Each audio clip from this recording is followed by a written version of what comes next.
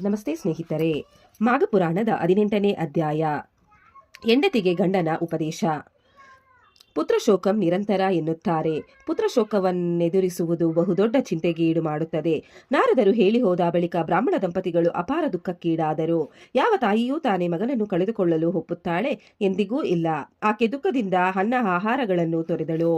ಇಬ್ಬರೂ ತಮ್ಮ ಮಗನನ್ನೇ ನೋಡುತ್ತಾ ಕುಳಿತು ಬಿಟ್ಟರು. ಕಠಿಣ ತಪಸ್ಸನ್ನಾಚರಿಸಿ ಪಡೆದ ಮಗನನ್ನು ಮುದ್ದಾಡಿದರು. ಮಗನು ನೋಡಲು ಚಂದ್ರನಂತಿದ್ದನು. ಆ ಮುದ್ದು ಮುಖವನ್ನು ಎಷ್ಟು ನೋಡಿದರೂ ದಂಪತಿಗಳಿಗೆ ಸಾಲದು. ವರ್ಷಗಳುರುಳಿದವು. ಮಗನಿಗೆ ಇನ್ನೇನು 12 ವರ್ಷಗಳು ತುಂಬುವುದರಲ್ಲಿತ್ತು. ಆಗ ದಂಪತಿಗಳಿಗೆ ವೇದನೆ ಹೆಚ್ಚತೊಡಗಿತು. ಬ್ರಾಹ್ಮಣನ ಹೆಂಡತಿ, ಸ್ವಾಮಿ, ನಾನು ಮಗನನ್ನು ಕಳೆದುಕೊಂಡು ಬದುಕಿರಲಾರೆ. ಪುತ್ರಶೋಕ ಸಾಯುವವರೆಗೂ ನಮ್ಮನ್ನು ಕಾಡಿಸುತ್ತದೆ. ಇಂತಹ ಮುದ್ದು ಮಗನನ್ನು ಕಳೆದುಕೊಳ್ಳುವುದೇ ನಮ್ಮ ಹಣೆಯ ಬರಹವಾದರೆ ನಾವು ಅಲ್ಲಿಯವರೆಗೂ ಇರುವುದೇ ತರವಲ್ಲ. ದಯವಿಟ್ಟು ನನಗೆ ಅನುಮತಿ ಕೊಡಿ.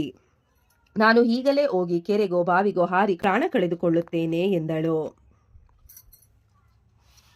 ಬ್ರಾಹ್ಮಣನಿಗೆ ಹೆಂಡತಿಯು ಹೇಳಿದ್ದು ಮಾತು ಅವನ ನೋವನ್ನು ಹೆಚ್ಚಿಸಿತು. ಅವನು ತನ್ನ ಭಾರ್ಯೆಯನ್ನು ಸಮಾಧಾನಪಡಿಸುತ್ತಾ, ಪ್ರಿಯೇ, ನೀನು ಹೇಳುವುದು ಸರಿಯೇ. ಪುತ್ರಶೋಕವನ್ನು ನಾವಿಬ್ಬರೂ ಸಹಿಸಿಕೊಂಡಿರಲಾರೆವು. ಅದು ಇಬ್ಬರನ್ನು ಬಾಧಿಸುತ್ತದೆ. ಆದರೂ ತಾಯಿಯಾದವಳು ಎತ್ತು ಹೊತ್ತು ಸಾಕಿ ಮಗನನ್ನು ದೊಡ್ಡವನನ್ನಾಗಿ ಮಾಡಿರುತ್ತಾಳೆ, ನಿಜ. ವಿಧಿ ನಿಯಮದ ಪ್ರಕಾರ ಮಗ ತೀರಿಕೊಳ್ಳುತ್ತಾನೆ. ನಾರದರ ಮಾತು ಎಂದೂ ಸುಳ್ಳಾಗುವುದಿಲ್ಲ. ಅದಕ್ಕಾಗಿ ನೀನು ಸಾಯುವೆನೆಂದರೆ ನಾನಾದರೂ ಈ ದುಃಖಗಳನ್ನು ಸಹಿಸಿಕೊಂಡಿರಲು ಸಾಧ್ಯವೇ? ನೀನು ಚಿಂತಿಸಬೇಡ. ಜಾತಸ್ಯ ಮರಣ ಧ್ರುವಂ ಎನ್ನುವಂತೆ ಹುಟ್ಟಿದವರು ಸಾಯಲೇಬೇಕು. ಕೆಲವರು ಮೊದಲು ಸತ್ತರೆ ಕೆಲವರು ನಿಧಾನವಾಗಿ ಸಾಯುತ್ತಾರೆ. ಆ ವಿಷಯದಲ್ಲಿ ನನ್ನ ಮಗ ದುರಾದೃಷ್ಟಶಾಲಿ. ಜ್ಞಾನವಂತರು ಸಾವಿಗಾಗಿ ಅಂಜುವುದಿಲ್ಲ. ಸಾವನ್ನೆದುರಿಸುವರು. ಅವರು ಸತ್ತರೆ ಅದಕ್ಕಾಗಿ ದುಃಖಪಡುವುದಿಲ್ಲ. ಆತ್ಮ ಎಂದು ಅಮರ. ದೇಹಕ್ಕಷ್ಟೇ ಸಾವು. ದೇಹವನ್ನು ಇಷ್ಟೊಂದು ಪ್ರೀತಿಸುವ ಅಗತ್ಯವಿಲ್ಲ. ದೇಹವನ್ನು ಕಾಪಾಡಲು ಬಹಳ ಕಷ್ಟಪಡುತ್ತೇವೆ. ಆದರೆ ಒಂದು ದಿನ ಅದನ್ನು ನಾವು ಬಿಡಲೇಬೇಕು. ನೀನು ಪುತ್ರ ವ್ಯಾಮೋಹವನ್ನು ಬಿಟ್ಟು ಬಿಡು. ನಮ್ಮ ಮಗನೆಂದು ಬದುಕಬೇಕೆನ್ನುತ್ತೇವೆ. ಅದೇ ಬೇರೆ ಯಾರಾದರೂ ತೀರಿಕೊಂಡರೆ ಶೋಕಿಸುತ್ತೇವೋ ಇಲ್ಲವೋ? ವ್ಯಾಮೋಹ ಈ ಜೀವನ ಬಂಧನ.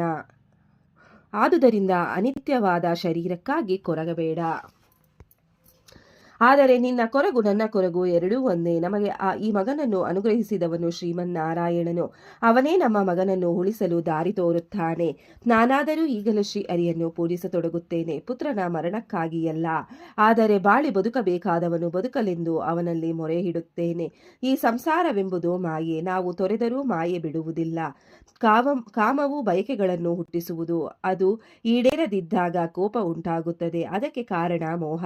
ಅದು ನಮ್ಮ ಯಾವತ್ತೋ ಬುದ್ಧಿಯನ್ನೇ ಕೆಡಿಸಿಬಿಡುತ್ತದೆ.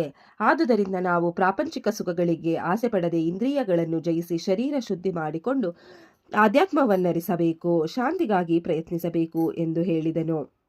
ಬ್ರಾಹ್ಮಣನ ಹೆಂಡತಿ ಗಂಡನ ಮಾತುಗಳನ್ನು ಕೇಳಿ ಮನಸ್ಸನ್ನು ಹತೋಟಿಗೆ ತಂದುಕೊಂಡಳು. ಬಳಿಕ ಮಾತನಾಡಿ, ಸ್ವಾಮಿ, ನಾವು ಆ ಪರಮಾತ್ಮನಾದ ಶ್ರೀ ಹರಿಯನ್ನು ಈಗಿಂದೀಗಲೇ ಪೂಜಿಸೋಣ. ಕಳೆದುಕೊಳ್ಳಲಿರುವ ಮಗನಿಗಾಗಿ ಪ್ರಾರ್ಥಿಸೋಣ ಎಂದು ಹೇಳಿದಳು. ಇಲ್ಲಿಗೆ 18ನೇ ಅಧ್ಯಾಯವು ಮುಕ್ತಾಯಗೊಂಡಿತು. ಈ ಅಧ್ಯಾಯವನ್ನು ಓದಿದವರು, ಕೇಳಿದವರಿಗೂ, ಶ್ರವಣ ಮಾಡಿದವರಿಗೂ ಆ ಭಗವಂತ ಒಳ್ಳೆಯದನ್ನು ಮಾಡಲಿ. ಓಂ ನಮೋ ಭಗವತೆ ವಾಸುದೇವಾಯ ನಮಃ. ಓಂ ನಮಃ ಶಿವಾಯ. ಧನ್ಯವಾದಗಳು ಸ್ನೇಹಿತರೆ.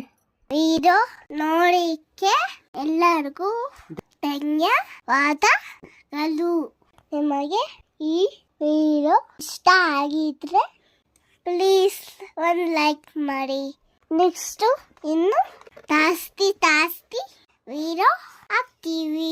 ಹಾಗೆ ನಿಮ್ಮ ಫ್ರೆಂಡ್ಸ್ಗೆ ಶೇರ್ ಮಾಡಿ ಮತ್ತೆ ಸಬ್ಸ್ಕ್ರೈಬ್ ಮಾಡಿ. Thank you very much.